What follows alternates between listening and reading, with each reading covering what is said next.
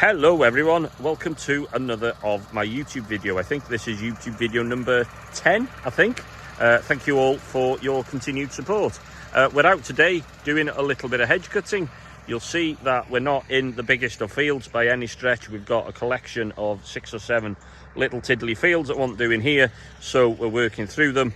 And what I thought I'd do is just show you the way I go about cutting hedges. So here we are, about to tackle this pretty standard sort of hedge. What is it, about 8-10 foot tall, and we're just about to do a couple of runs. I'll show you what I get up to.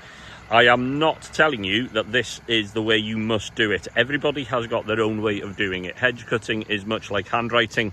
Everyone's got their own particular style. What I'm going to do here is I'm going to take the shoulder off first, and then I'm going to take a run off the bottom, and then we're going to take the top run off then. That is the way I do it. Very often as well, I'll get rid of this scraggly bit at the bottom. It just tidies the job up. As I say, I am not telling you that that is the way you must do it. Everybody has got their own way of doing it, but it seems to work for me.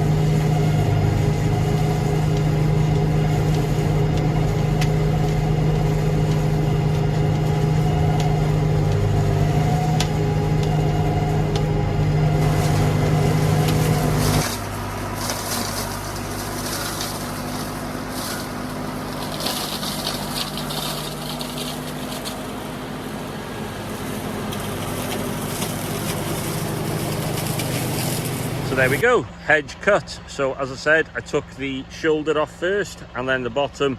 I took the little shaggly bits at the bottom away, and then I tidied up along the top. Now that isn't going to win any awards, but it's cut, it's quite tidy, and it is out the way. The game with hedge cutting is doing the tidiest job as you can in the least possible time, because someone is paying for you to be doing this. So the quicker you can be, the better it is for the farmer, and you can get on and go to somewhere else. So question to you YouTubers that might be watching this, while I filmed that then, I hid my camera precariously in the hedge over there, perched it on a branch, hoped it didn't fall over, which thankfully it didn't. I'm after something like GoPros, RAM mounts, that type of stuff. Leave me a description, leave me a link, leave me a few comments below, and let me know what you think I should be using. If I'm going to be doing more of these videos, I think I should be using something like that. So I've talked to you before about the Valtra. There is a video detailing the Valtra, but I didn't talk too much about the hedge cutter. This is the business end of the hedge cutter. It is, as you can see, a 4-foot head, and it is fitted with T flails. Now I just had a quick look at these. I'm not overly happy with these. These need a little bit of sharpening, so it'll do for today, and then before we go home we'll sharpen them. These are what we know as T flails because they've got a leg and a head on them in a sort of semi-T shape. They are not the only flail available. These, I dare say, are probably the most common on machines these days. One of the good things about this is you've got 2 cutting edges, so if this is worn beyond belief, you can turn it round and use this end, or you can use it in this orientation for general cutting, so the stuff goes in and around and comes flying out the back.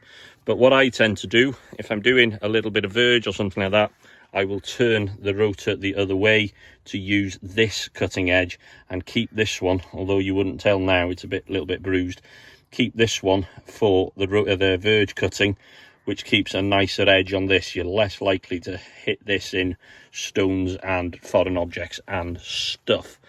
There are other types of flail. There's a competition flail, which is more like a scoop, which hasn't got a cutting edge either side. It's got a scoop on one side and it cuts. My father used to have boot flails, which were more of a general purpose all-round flail. These are primarily for hedges. I find, if I'm honest, they don't do such a good a job on the verges and on grass as my father's boots one did. However, for general hedge cutting, these are far better. These are the better ones. Also, you can get grassland only ones, which I've never seen. I've never seen them anywhere. They are pretty specialist stuff. So the way this thing works is oil comes down these two hoses, up and down these hoses to a motor there, which drives a pulley there, and it is belt driven down to the other end of the rotor. This rotor then spins, centrifugal force kicks these out, these come round, they cut the hedge with this leading edge here, and they take the hedge then with it around and through here, and they fire it out the back beyond the roller. I should have a tidy set of flaps there, much like these are well beyond their best as well. I should have a tidy set of flaps there. That is something I need to do to change the job. This roller at the back here just generally trundles along behind us. A lot of people have told me that I should take this roller off for hedge cutting work. However, if I'm doing a little bit of verge like this, or just the side, I really do like having this roller there. It just protects the flails from going rotivating and digging in. So as I said, I'm not overly happy with these flails. They need a little bit of maintenance, so we're going to put a bit of edge on them later on, but they'll do for today just to finish these few little fields. I'm going to get on with it. I'm going to finish this field, a couple more fields, and then we'll see where we're going next. Brilliant.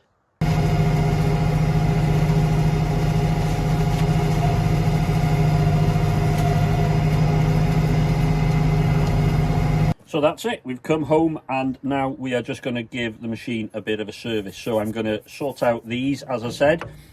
You lot that are watching this, thank you very much. You're the ones that persuaded me. Try these rather than a grinder, which tends to make them a little bit warm and you take the steel out of them if you like. Try this thing, which is the flappy paddle type of flap disc, which should do the job. Right then, let's see if it works.